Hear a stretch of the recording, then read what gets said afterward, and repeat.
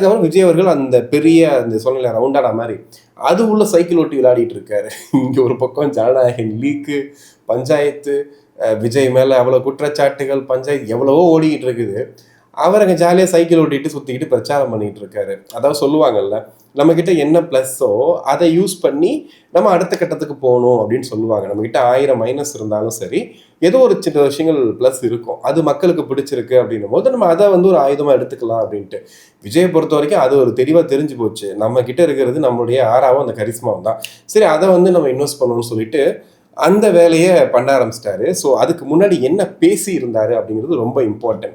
ஏன்னா நேற்று தான் பேசிகிட்டு இருந்தோம். ஆக்சுவலாக நேற்று ஒரு இன்டர்வியூவோட நாங்கள் பேசிகிட்டு இருக்கும்போது சொன்ன விஷயம், ஏன் விஜயர்கள் வாக்குறுதிகள் இன்னும் கொடுக்கல அப்படின்னு சொல்லிட்டு. ஏன்னா திமுக கொடுத்தாச்சு, அதிமுக கொடுத்தாச்சு, கூட்டணி கட்சிகள்லாம் கொடுக்க ஆரம்பிச்சிட்டாங்க, எல்லாருமே வாக்குறுதிகள் கொடுத்துட்டாங்க, ஏன் விஜயர்கள் மட்டும் இன்னும் தேர்தல் வாக்குறுதிகள் கொடுக்கலன்ற ஒரு கேள்வி இருந்துச்சு. அந்த கேள்விக்கு மகளிர் தினத்தில் ஒரு வாக்குறுதி, சில வாக்குறுதிகள் கொடுத்தாரு, மகளிருக்கு கொடுத்தாரு. அதுக்கப்புறம் பெருசாக கொடுக்கலையே அப்படின்னும் போது கன்னியாகுமரியில் இன்னைக்கு சில வாக்குறுதிகளை நான் சொல்கிறேன், அதாவது முழுசாக இன்னும் சொல்ல, பட் சில வாக்குறுதிகளை சொல்கிறேன்னு சொல்லி ஒன்று சொல்லியிருக்காரு. அது என்னென்ன அப்படின்னும் போது, அதாவது ஊழலை ஒழிக்கணும், ஊழலை மட்டும் ஒழிச்சிட்டோம் அப்படின்னா கண்டிப்பாக நம்ம நாடு நல்லா இருக்கும் அப்படின்றது எப்போவுமே சொல்லிட்டு இருக்கிறது தான். ஆனால் எல்லாருமே சொல்லுவாங்க ஊழலை ஒழிக்கணும், ஊழலை ஒழிக்கணும். எப்படின்னு கேட்டால் ஃபார்முலா தெரியாது. எப்படி ஒழிக்கிறது, அவங்கவுங்க திருந்தப்பா முடியும், நம்ம ஊழலே ஊறி போயிட்டோம், இந்த மாதிரியே தான் சொல்லி இது பண்ணோம். அட்லீஸ்ட் ஒரு முயற்சி எடுக்கலாம் அப்படிங்கிற மாதிரி என்னென்னமோ ட்ரை பண்ணாலும் பெருசாக அது ஒர்க் அவுட் ஆகிற மாதிரி தெரியாது.